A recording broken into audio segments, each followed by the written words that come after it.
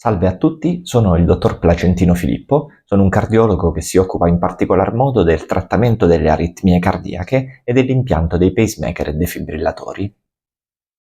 In questo video vi parlerò dell'ipertensione arteriosa come fattore di rischio cardiovascolare in generale, ma soprattutto come fattore di rischio per sviluppare un'aritmia che è la fibrillazione atriale. Questo video fa parte di una serie che riguarda la prevenzione. Potete trovare già il primo video che si chiama "È possibile prevenire le aritmie" sui miei canali social, Facebook, Instagram e YouTube, che vi invito a seguire.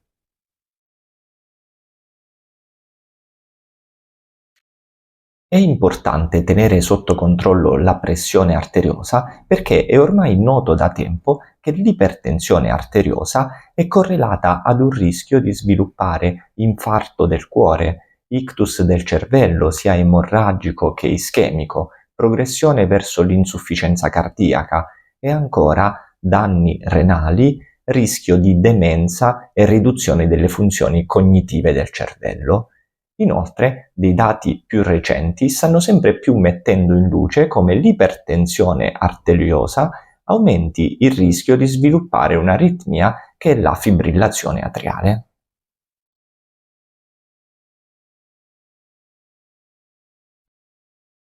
Per rispondere alla domanda quali sono i valori normali di pressione arteriosa, riporto la tabella delle linee guida della Società Europea di Cardiologia del 2021, che sono le ultime attualmente disponibili. Vediamo che il controllo ottimale della pressione deve essere con una sistolica, la massima, inferiore a 120 mm di mercurio e la diastolica, la minima, inferiore a 80 mm di mercurio. Il range di normalità comunque può essere fino ai 129 mm di mercurio per la massima e 84 per la pressione diastolica, la minima. Già dai 130 ai 139 mm di mercurio e dagli 85 agli 89 per la diastolica si parla di pressione normale ma ai limiti alti, per poi, quando si superano questi valori, si parla già di ipertensione di primo grado. Ricordo che già dalle linee guida dell'ipertensione arteriosa del 2018 viene rimarcato come anche le persone più anziane, se tollerano bene la terapia antipertensiva, devono mantenere dei valori di pressione nei limiti di normalità come tutti gli altri, come quelli più giovani, mentre in passato si tolleravano valori pressori più alti negli anziani. Nelle prossime slide esporrò delle semplici regole per misurare correttamente la pressione arteriosa.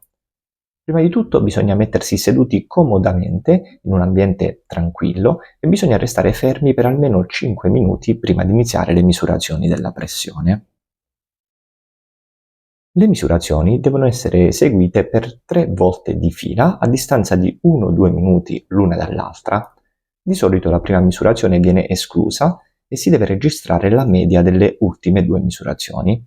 Se i valori sono molto discordanti tra di loro, si può misurare altre volte finché non si trovano dei valori ricorrenti.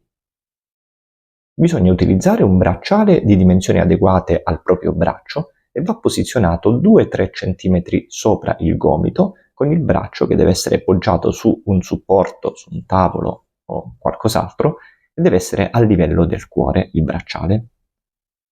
Bisogna tenere anche la schiena appoggiata alla sedia, oltre che il braccio su un tavolo. La pressione va misurata almeno per le prime volte in entrambe le braccia, perché possono esserci delle differenze, e bisogna utilizzare come riferimento successivo il braccio che ha il valore più alto. La maggior parte dei dispositivi inoltre ormai registra anche la frequenza cardiaca e rileva anche la presenza di aritmie.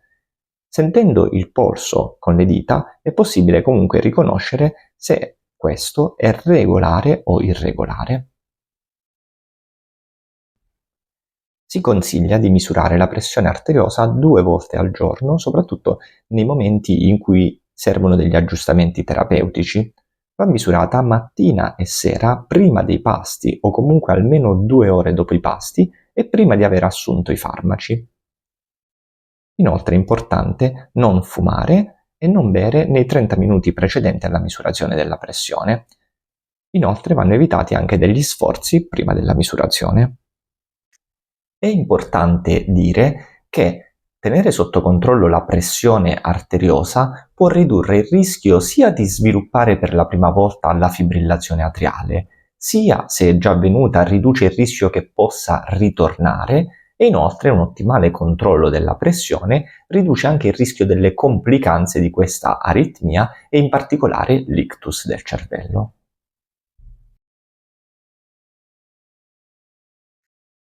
Ricapitolando, abbiamo visto in questo video perché è importante tenere sotto controllo la pressione arteriosa per ridurre il rischio sia di infarto del cuore, infarto del miocardio, l'ictus del cervello, lo scompenso cardiaco, ma soprattutto per prevenire quell'aritmia che è la fibrillazione atriale. Abbiamo visto i valori normali riportati dalle linee guida e abbiamo visto anche come misurare correttamente la pressione. Se vi è piaciuto questo video, vi invito a mettere mi piace e a seguirmi sui miei canali Facebook, Instagram e YouTube Dottor Placentino Filippo, cardiologo e aritmologo, dove potete trovare altri video informativi e divulgativi come questo. Grazie e buona salute a tutti.